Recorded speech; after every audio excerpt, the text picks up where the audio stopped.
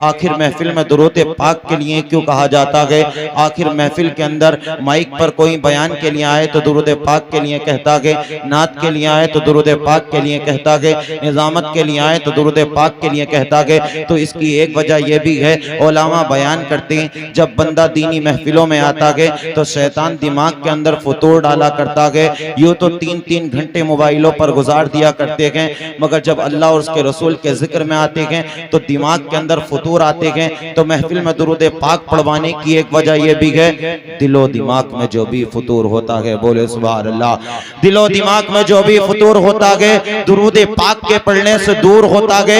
मरीज कैसा भी हो, मरज कैसा भी हो, मदीना जाके वो अच्छा जरूर होता है, मदीना जाके वो अच्छा जरूर होता है। पढ़े दुरूद पाक, अल्लाहु रब्बु मुहम्मद सल्लल्लाहु अलैहि वसल्लम, नहनु इबादु मुहम्मद सल्लल्लाहु अलैहि वसल्लम, सल्लु अलैहि सलातु व सलामुन अलैका या रसूलल्लाह।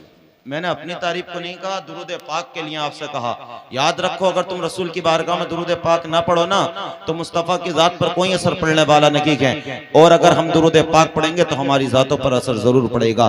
अगर कोई सोचे कि मैं दुरूद रसूल हाशमी पर ना पढ़ूं, मैं आका की बारगाह में दुरूद ना पढ़ूं तो उनकी जात पर कोई असर पड़ जाएगा। याद रखो, मुस्तफ़ा की जात पर कोई असर पड़ने वाला नहीं है। अगर जो तुम रसूल की बारगाह में दुरूद ना पढ़ो, तुम रसूल को याद ना करो, मगर याद रखो अल्लाह रब्बुल इज्जत ने अपने नबी की शान को इतना बुलंद कर दिया है, अपने नबी की अजमतों को इतना बढ़ा दिया है, अपने नबी के मकाम को इतना बुलंद बाला कर दिया है। अगर इंसान दुरूद ना पढ़े तो रसूल की जात पर कोई असर नहीं पड़ेगा, क्योंकि उनकी शान ये है, उनका मकाम ये है, उनका मर्तबा ये है, उनकी रिफतें ये है कि जर्रा जर्रा दुरूद पढ़ता है, जर्रा जर्रा दुरूद पढ़ता है, कतरा कतरा दुरूद पढ़ता है। तेरे मेरे आका की जात पर मेरा अल्लाह दुरूद पढ़ता है। पढ़े दुरूद पाक, अल्लाहु रब्बु मुहम्मद सल्लल्लाहु अलैहि वसल्लम, नहनु इबादु मुहम्मद सल्लल्लाहु अलैहि वसल्लम, सल्लु अलैहि सलातु व सलामुन अलैका या रसूलल्लाह। उन पे तारे दुरूद पढ़ते हैं, सब नज़ारे दुरूद पढ़ते हैं, कुरान के पारे दुरूद पढ़ते हैं, मलक सारे के सारे दुरूद पढ़ते हैं। उनसे खुश होता है खुद खुदा जो भी दिल से मुस्तफ़ा पर दुरूद पढ़ते हैं। आप लाई के मुबारकबाद है, आपने उस शान वाले नबी की महफिल को सजाया है। आप लाई के मुबारकबाद है, आपने आका की आमद की महफिल को सजाया है। देखिए, अपनी किस्मतों पर कुर्बान जाओ, अपने मुकद्दर पर कुर्बान जाओ कि अल्लाह रब्बुल इज्जत ने हमें बिन मांगे उस शान वाले नबी की उम्मत में पैदा किया है, जिस नबी की उम्मत में पैदा होने के लिए नबियों ने दुआ की थी, जिस नबी की उम्मत में पैदा होने के लिए नबियों ने रसूलों ने दुआ की थी। ए मौला, ए बारे इला, तू हमें नबी न बनाता, आमिना के लाल की उम्मत में पैदा फरमा देता। अल्लाहू अकबर, तुम उस रसूल के मानने वाले हो। जब अल्लाह रब्बुल इज्जत ने इस कायनात को पैदा किया, कायनात को पैदा करने के बाद खालिक के कायनात ने इंसान को इस कायनात के अंदर भेजा, इंसान की रहनुमाई के लिए, इंसान को सीधा रास्ता दिखाने के लिए, इंसान को सीधी राह पर चलाने के लिए, इंसान की रहनुमाई हिदायत के लिए अल्लाह रब्बुल इज्जत ने अपने नबियों को भेजा, अपने रसूलों को भेजा, अपने पैगंबरों को भेजा। बारी बारी एक एक नबी आता गया। कभी हजरत आदम आए है, कभी हजरत दाऊद आए है, कभी हजरत शुएब आए है, कभी हजरत मूसा आए है, कभी हजरत ईसा आए है। फिर हजरत ईसा के बाद एक तवील जमाना गुजरा, कोई नबी नहीं आया, कोई रसूल नहीं आया। सारी कायनात आलम के अंदर कुफ्र का बोलबाला होता जा रहा था। दुनिया का ये दस्तूर हो चुका था, कायनात के अंदर इंसान तो था मगर इंसानी आदाम मर चुके थे। इंसान तो था, इंसानियत का खात्मा हो चुका था, इंसान तो था, इंसानी किरदार मर चुका था।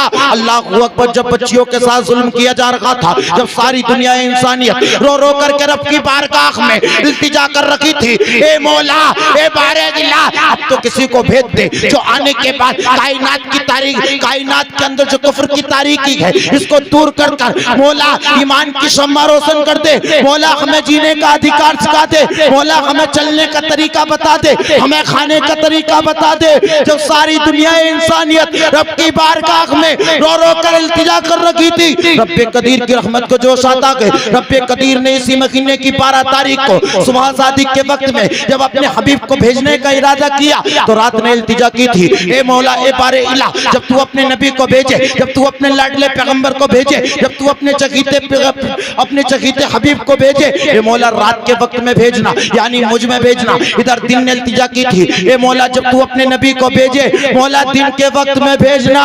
रब्बे कदीर की रहमत ने पुकार कर कहा, ओ लोगों सुन लो, ए रात दिन सुन लो, हमारा महबूब किसी के लिए रहमत नहीं बल्कि कायनात के लिए रहमत बन करके आ रखा है। जब सरकार की विलादत हुई थी पूरी कायनात ने देखा था, अल्लाहू अकबर, रात जा रखी थी, दिन आ रहा था और कोई कहने वाला कह रहा था कि रात ढलने लगी, दिन निकलने लगा, नूर तारीकियों से उभरने लगा, रात भी साध गए, दिन भी मसरूर गए, वक्त कुल वक्त सहर आ गए। सुभान अल्लाह, सुभान अल्लाह। नारे तकबीर, नारे रिसालत, नारे हैदरी, सरकार की आमद, दिलदार की आमद, मसलके आला हजरत, फैजाने आला हजरत। जब तेरे मेरे नबी इस दुनिया में तशरीफ लाए हैं, जिस नबी का हम नाम लेते हैं, जिस नबी का हम सदका खाते हैं, जिस रसूल की मोहब्बत का हम दम भरते हैं, जिस रसूल की मोहब्बत के दावे हम क्या करते हैं, रसूल का दामन नहीं छोड़ेंगे।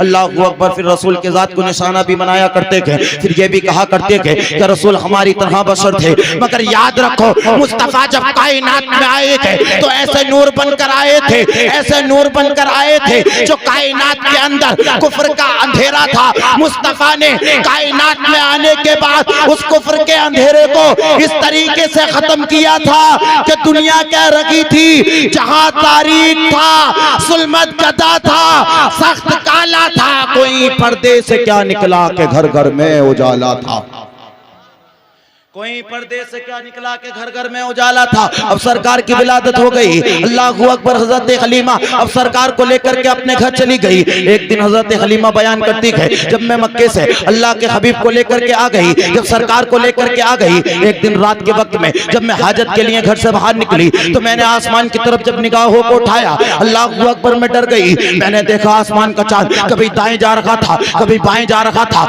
कभी आगे जा रहा था, कभी पीछे जा रहा था। हजरत हलीमा बयान करती है, मैं दौड़ते हुए घर में तशरीफ ले आई। जैसे कि मैं घर में आई हूँ, मेरी निगाह सरकार के ऊपर पड़ जाती है। जिस जगह अल्लाह का हबीब लेटा था, जिस जगह मुस्तफा लेटे थे, जिस जगह कौनैन के वाली लेटे थे, जिस जगह तेरे मेरे आका लेटे थे, हजरत हलीमा कहती है जब मैं सरकार के पास गई थी मैंने देखा था जिस बच्चे को मक्के की दाइयां गरीब समझकर छोड़ आई थी, जिस बच्चे को मक्के की दाइयां अल्लाह अकबर यतीम समझकर छोड़ आई थी, हलीमा फरमाती गए कसम है पैदा करने वाले की, मैंने अपने माथे की निगाहों से देखा कि अल्लाह के हबीब जिधर उंगली को घुमा रखे थे आसमान का चांद उधर जा रखा था, जिधर उंगली को हिला रखे थे उधर आसमान का चांद जा रखा था। अगर अल्लाह के हबीब उंगली को दाएं घुमा रखे थे तो चांद दाएं जा रखा था, जब बाएं कर रखे थे तो बाएं जा रखा था। जब ये बात हिंदुस्तान आई है और शहर बरेली के महल्ला सौदा गिरान में एक पठान के कानों में टकराई है,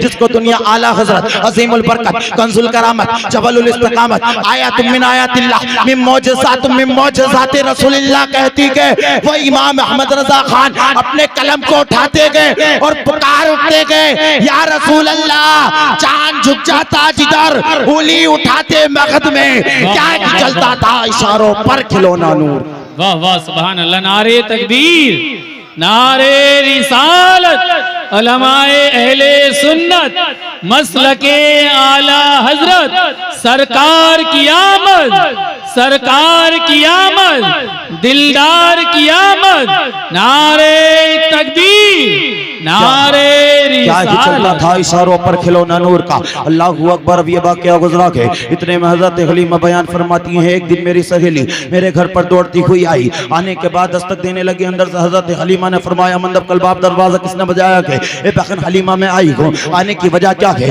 ए बहन हलीमा तू तो जानती है जब मेरे शोहर का इंतकाल हुआ था मैं उम्मीद से थी, उसके इंतकाल के बाद मेरे घर में एक बच्चे की पैदाइश हुई थी जिसको लोग देख करके कहा करते थे, जिसको लोग देख करके कहा करते थे ए बहन तेरा बेटा बड़ा जवान है, तेरा बेटा बड़ा ताकत तंदुरुस्त है, तेरा बेटा बड़ा हुस्न का पैकर है। अल्लाह अकबर। हाँ हाँ ये बात सही है। हजरत हलीमा कहती है तेरी ये बात सही है। कहा हाँ बहन ये तो था, मगर कुछ दिनों से कुछ महीनों से मेरे बेटे को ऐसी बीमारी लग गई है कि दिन ब दिन सूखता जा रहा है, दिन ब दिन दुबला होता जा रहा है। और कहती है बहन हलीमा चौंका देने वाली बात तो आज है जब मैंने अपने बेटे को चारपाई ही पर लिटाया, उसके बाद उसके ऊपर चादर डाली, ए बहन कमजोरी के असरात इतने जाहिर रोने लगे कि मेरा बेटा नजर नहीं आ रहा था। ए बहन तुम शहर शहर जाया करती हो, तुम खित्ता खित्ता जाया करती हो, तुम गाँव गाँव जाया करती हो, किसी डॉक्टर को जानती हो तो बता दो, किसी तबीब का पता हो तो बता दो, किसी हकीम को जानती हो तो बता दो। हजरत हलीमा ने जैसे कि इतना सुना गए सरकार के मौजज़ात दिमाग में आते गए कि जब मक्के में सरकार को लेने के लिए गई थी,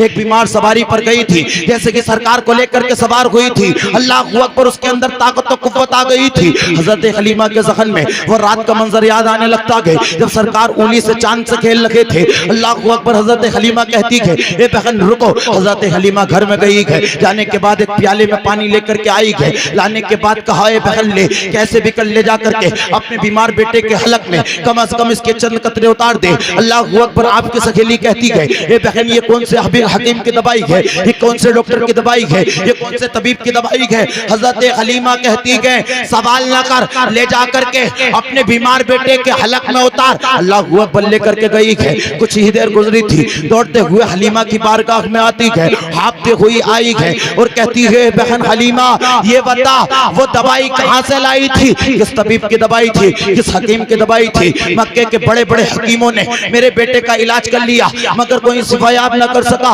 ए बहन ये बता वो दवाई कहाँ से लाई थी, किस तबीब की दवाई इतनी पावरफुल थी। तो हजरत हलीमा बयान फरमाती गए अरे सुनो सुनो ये किसी तबीब की दवाई नहीं बल्कि अल्लाह के हबीब के कदमों की धोबन है। तभी तो बरेली के इमाम ने कहा था जिसके तलबों का धोबन है आबे हयात है वो जाने मसीहा हमारा नबी।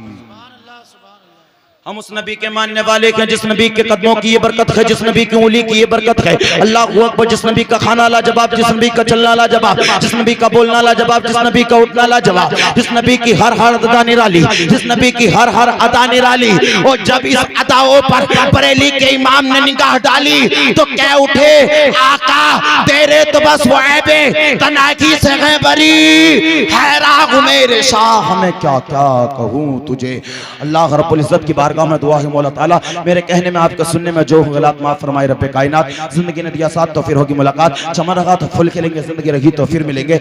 हम मुसाफिर हैं, हम भी मुसाफिर हो तुम भी, फिर किसी मोड़ पर फिर मुलाकात होगी। सारे लोग कलमा शरीफ का विर्द करें, पढ़ें ला इलाहा इल्लल्लाह मुहम्मदुर रसूलुल्लाह सल्लल्लाहु तआला अलैहि वसल्लम। फकीरान आए सदा कर चले सदा।